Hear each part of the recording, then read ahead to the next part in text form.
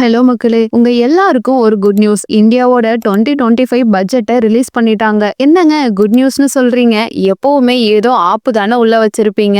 இந்த டைம் அப்படி என்ன குட் நியூஸ் இருக்குன்னு தானே யோசிக்கிறீங்க. வேலைக்கு போற மக்களுக்கு, விவசாயிகளுக்கு, பிசினஸ் ஓனர்ஸுக்குன்னு நிறைய புதிய திட்டங்களோ வரி சலுகைகளோ இந்த 2025 பட்ஜெட்ல இருக்கு. அப்படி என்னென்ன சொல்லிருக்காங்கன்னு தெரிஞ்சுக்கணும்னா இந்த பதிவை முழுமையா கேளுங்க. First, big relief for tax payers. இது ரொம்பவே நல்ல ஒரு நியூஸ் தான். 4 லட்சம் ரூபாய்க்குள்ள வருஷ வருமானம் இருக்கக்கூடிய மக்களுக்கு சுத்தமா டாக்ஸே கிடையாது. அதுவே 4 லட்சம் ரூபாயில இருந்து 5 லட்சம் ரூபாய்க்குள்ள சம்பாதிக்கிறீங்கன்னா 5% வரியும், 5ல இருந்து 8 லட்சம் ரூபாய்க்குள்ள சம்பாதிக்கிறீங்கன்னா 10% வரியும், 8ல இருந்து 12 லட்சம் ரூபாய் சம்பாதிக்கிறீங்கன்னா 15% வரியும் கட்டுற மாதிரி இருந்திருக்கு. இந்த டாக்ஸ் ஸ்லாப்லாம் நீங்களே பார்க்கலாம். இது போன இயரோட டாக்ஸ் ஸ்லாப். போன இயருக்கும் இந்த இயருக்கும் நிறைய சேஞ்சஸ் பண்ணி இருக்காங்க. போன வருஷம் நீங்க ஒரு வருஷத்துக்கு 12 லட்சம் சம்பாதிச்சிருந்தா அப்ப கட்டின டாக்ஸை விட இந்த வருஷம் கம்மியா தான் கட்ட வேண்டியது வரும். சோ வேலைக்கு போய் சேலரி வாங்கக்கூடிய மக்களுக்கு இது ஒரு நல்ல செய்தி தான். பெட்ரோல் விலை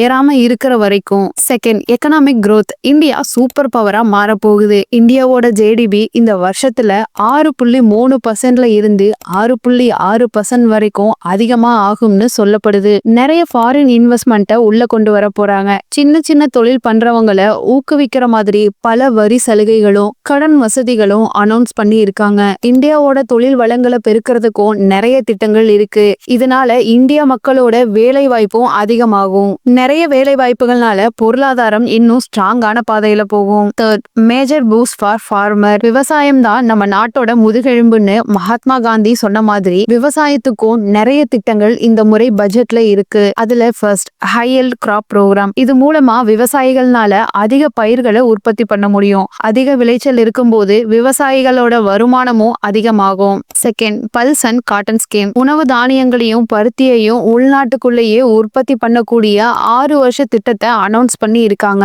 இதனால வெளிநாட்டுல இருந்து இம்போர்ட் பண்ண வேண்டிய அவசியம் இருக்காது. Third, loans made easier. குறைந்த வட்டியில அதிக வங்கி கடன்களை விவசாயிகளுக்கு கொடுக்கறதுக்கும் பட்ஜெட்டை ஒதுக்கி இருக்காங்க. விவசாயிகளுக்கு கிடைக்கக்கூடிய சலுகைகள் நல்லா தான் இருக்கு. பட் அத நடுவுல இருக்கிறவங்க திருடாம இருந்தா நல்லதுதான். முக்கியமா வெங்காயம் விலையும் நம்மள அழ வைக்காம இருக்கும். ஃபோர்த், ஹெல்த் கேர் செக்டாருக்கு மட்டுமே 99.858 கோடி ரூபாய் நிதி ஒதுக்கி இருக்காங்க. இது மூலமா மருத்துவத்துறையில நிறைய முன்னேற்றங்களை பார்க்கலாம்னு எதிர்பார்க்கப்படுது. நிறைய கிராமப்புறங்கள்ல கவர்மெண்ட் ஹாஸ்பிட்டல்ஸ் பிளான் பண்ணி இருக்காங்க. ஏழை மக்களுக்கு உதவக்கூடிய வகையில மருத்துவ உதவிகளும் அனௌன்ஸ் பண்ணி இருக்காங்க. ஜான் ஆயுசாதி ஸ்டோர்ஸ் மூலமா கம்மி விலையில மருந்து மாத்திரைகளை வாங்கிக்க முடியும். நிறைய ஹாஸ்பிட்டல்ஸ் குறைந்த விலையில மருத்துவம் இருக்கிறப்ப ஃபுல்பாடி செக்கப்புக்கு இனி யாரும் எக்ஸ்கியூஸ் சொல்ல முடியாது. Infrastructure and manufacturing. Roadways, railways, கிராமப்புற டெவலப்மெண்ட்டுக்காக 11.11 ட்ரில்லியன் தொகையை ஒதுக்கி இருக்காங்க. இது இந்தியாவை இன்னும் வளமான நாடா உருவாக்குறதுக்கான ஒரு திட்டமா தான் பார்க்கப்படுது. இது குளோப் சேலஞ்சுன்னு கூட சொல்லலாம். ஆனா எதை கட்டினாலும் தரமா கட்டினா சரிதான். நிறைய ஹைவேஸ், எக்ஸ்பிரஸ் வேஸ் கட்டுறதுக்கு திட்டம் போடுறாங்க. இந்தியால தயாரிக்கப்படுற பொருட்களுக்கு மேட் இன் இந்தியா திட்டத்து மூலமா இன்சென்டிவ்ஸ் அனௌன்ஸ் பண்ணி இருக்காங்க. டிஜிட்டல் இந்தியாவை எக்ஸ்பேண்ட் பண்றது மூலமா கிராமப்புறங்களையும் 5G இணைய சேவை வசதிகளை எதிர்பார்க்க முடியும். ஹைவே மூலமா சீக்கிரமா போகலாம். இந்தியாலேயே தயாரிக்கப்படுற பொருட்கள் அதிகமா இருக்கிறதுனால குறைந்த விலையில நம்ம பட்ஜெட் இருக்கலாம். மேபி டிஜிட்டல் இந்தியா எக்ஸ்பென்ஸ்னால மேபி யூடியூப் வீடியோ பாதியிலேயே நிக்காம முழுசா பார்க்க முடியும். 6, government spending and fiscal deficit. நாட்டோட கடன் சுமைய 4.4% குறைக்கிற அளவுக்கு பிளானை கொண்டு வந்திருக்காங்க.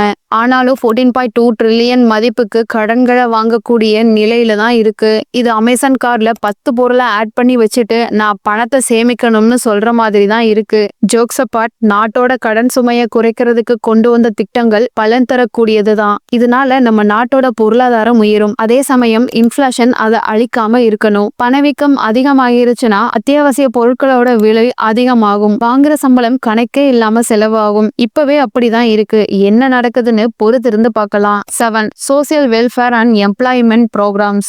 தேசிய ஊரக வேலைவாய்ப்பு திட்டத்துக்கு 860 பில்லியன் நிதி ஒதுக்கி இருக்காங்க. இதனால நிறைய கிராமப்புற மக்கள் பயனடைவாங்க. கிங் ஒர்க்கர்ஸ், அதாவது ஜொமேட்டோ, ஸ்விக்கி, ராபிடோ மாதிரி டெலிவரி பார்ட்னர்ஸுக்கு இன்சூரன்ஸ் ஸ்கீமை அனௌன்ஸ் பண்ணி இருக்காங்க. இந்த திட்டம் வரவேற்கப்படக்கூடிய திட்டம் தான். 8, கிரீன் எனர்ஜி அண்ட் சஸ்டைனபிலிட்டி. 2047ல இந்தியா 100 கிகாவாட் அணுசக்தி மின்சாரத்தை அடையணும்ன்ற எய்ம் வச்சிருக்காங்க. அதை அச்சீவ் பண்றதுக்கு ஏத்த மாதிரி நிறைய சோலார் எனர்ஜி ப்ராஜெக்ட், ஒயின் மில்ல சப்போர்ட் பண்ணக்கூடிய ப்ராஜெக்ட்ஸுக்கு பட்ஜெட்ல கேஷ் ஒதுக்கி இருக்காங்க.